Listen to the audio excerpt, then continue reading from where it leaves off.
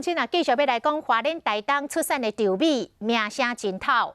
今年春天气温偏低，有农民伤过稻急，惊稻仔发伤慢，所以施肥过度，结果引发到稻热病，稻仔拢无法度结穗。今仔日花莲都有1000多公顷受到影响，乡公所帮忙喷药补救，希望要来降低损失。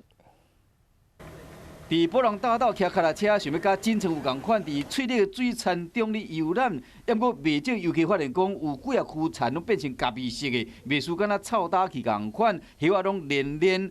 原来是为着稻热病，就是俗称的稻瘟，和农友真烦恼。你下肥了，它就太咸了，太咸的话，它整个叶子就烧焦，一样道理啊。今年春天温度较低，稻仔发了较慢，有的农友伤过稻急。 肥也了伤济，但肥作怪煞变成稻热病，吊水煞变成空包弹，心血拢白费啊。因为水稻毕竟它不是需肥量很高的作物，所以还是给它合理的肥料就好了。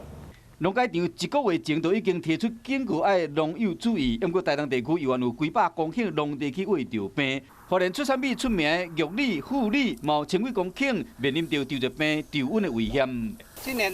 很奇怪，稻热病哦，连这个头都没有，都烂掉。除了少数地区较严重，大部分要算是轻症。乡公所赶紧买一寡药剂补救喷药啊，希望讲会使替这农友将这损失降到最近。